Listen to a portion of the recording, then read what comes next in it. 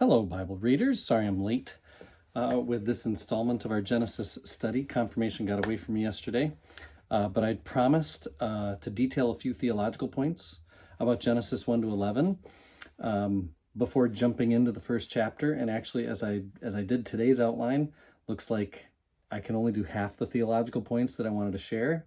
I find them to be really interesting. I think you will too. And so I'm going to break them up into today, Thursday, and tomorrow, Friday, and then Monday really jump into Genesis chapter 1 itself. And we already have a question or two coming in, and so I'll be answering those as well. So this sounds obvious as the first theological point, but it's not obvious. Humanity is given the ability to wonder, what is this all for? What is the point of life, of creation? Is it chaos being brought to order? Was it order and now just getting more chaotic? Are we just happy accidents? Is creation a cosmic coincidence? Or is creation, and therefore every creature in creation, gifted with purpose, gifted with intentionality? If yes, if we are created with a purpose in mind, where would that purpose or intention come from? So here's the not at all obvious theological claim made by Genesis that maybe feels obvious and we take for granted. A creator creates creation. Christians and many others would call the creator God. And the further claim is that one God indeed has a purpose for creation.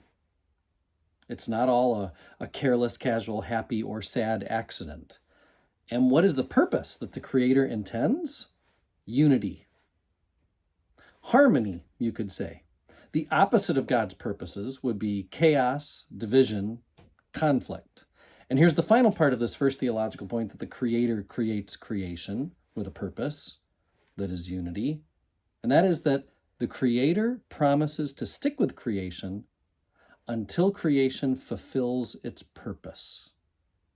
Well, that's a lot. It is foundational, though, for the whole of Scripture, and it cannot be forgotten or taken for granted, but it is all the time. We forget. We wonder whether God has become absent, whether God intends chaos, which people or what parts of creation can we ignore or treat like garbage. Genesis 1 to 11 answers all those questions. The Creator creates creation for unity and harmony, and will remain with it until that unity is completely and fully known. It's a big one. Okay, so there's the first one. Number two, and I like this one a lot. It is by speaking and hearing the creation takes place. As Brueggemann says, in Genesis chapter 1, God creates by speaking. Creation is to listen and answer. Language is decisive for the being of the world. Isn't that good? That's why the church says God calls the world into being. In chapter 11, toward the end of this section that we're drilling into, the Tower of Babel story, the last state of pre-Israel humanity is in Hebrew, lo shema, which means they did not listen. I love that. What's the state of you right now? I'm hungry. How about you? I'm sad. How about you? Lo shema. I'm not listening is my state. Like, this is my state right now. I've been there. I don't know about you. Of course, when creation doesn't listen, when this is where creation is, it cannot respond as God's creature.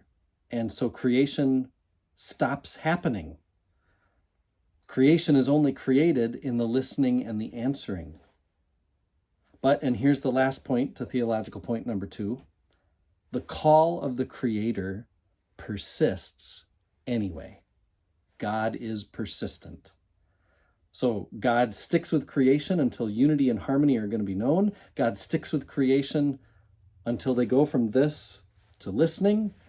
We see God being persistent, being a part of every theological point that I'll make. So I only got through 2 today, but I'll do some more tomorrow.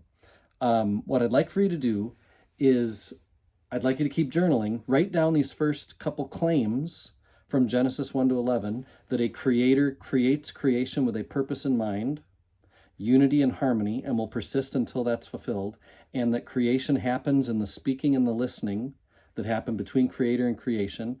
And then, just like you've been doing, write a star, a question mark, and a heart, reflect on those theological points. Tomorrow I'll have some more. I am one with my God. My God is with us, all of us, at all times and in all places.